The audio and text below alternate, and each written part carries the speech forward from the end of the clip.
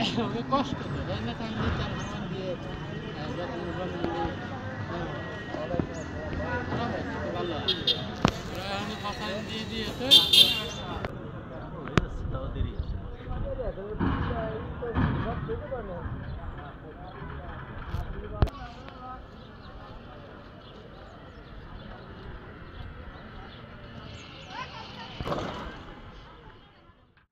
আসসালামু আলাইকুম সম্মানিত ভিউয়ার্স, কেমন আছেন? আশা করি সবাই ভালো আছেন। এই মুহূর্তে চলে এসেছি অনেক প্রতীক্ষা এবং অনেক কষ্টের জনগণের যে ভোগান্তি ছিল ওটা অনেক বহুল প্রতীক্ষার পর আজকে দেখাবো আপনাদের যে যেই ব্রিজটা অর্থাৎ কালিয়া কলাবাড়িয়া, এখানে আপনারা উপরে দেখতে পাচ্ছেন যে আমরা আজকে কোথায় চলে এসেছি।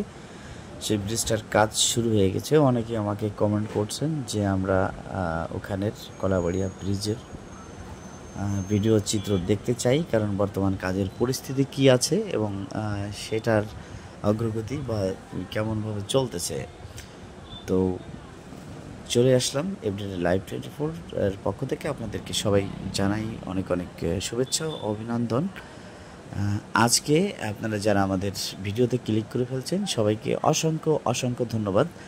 আর যদি আপনি আমাদের ইউটিউব চ্যানেল থেকে দেখে থাকেন অবশ্যই চ্যানেলটি সাবস্ক্রাইব করবেন, পাশে থাকা বেল আইকনটি অন করে দেবেন। আর যদি ফেসবুক পেজ থেকে দেখে থাকেন অবশ্যই পেজটি ফলো দেবেন, লাইক করবেন এবং অন্যকে দেখার জন্য শেয়ার করে দেবেন। দেশ এবং দেশের বাইরে থেকে যারা দেখছেন সবাইকে অনেক অনেক ধন্যবাদ, কারণ প্রবাসীরা দেশের জন্য মায়া লাগে, প্রবাসীরাই আমাদের ভিডিও দেখে থাকে।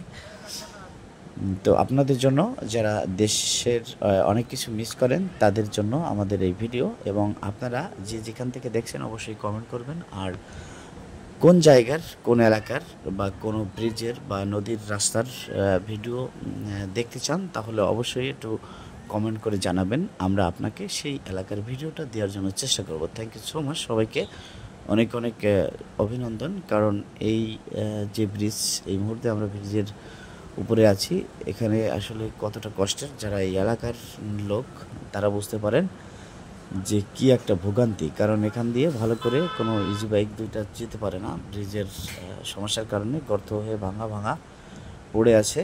তো তারপরেও আপনাদের এবং ব্রিজের আশেপাশের এবং মার্কেট পুরো ব্রিজের কাজ সহ ভিডিও, ছোট্ট এই ভিডিওর মাধ্যমে দেখানোর জন্য চেষ্টা করলাম। সবাই সঙ্গে থাকবেন, অবশ্যই সাপোর্ট করবেন। আপনারা সাপোর্ট না করলে আমার মূল লক্ষ্যে পৌঁছানো কোনোভাবে সম্ভব না।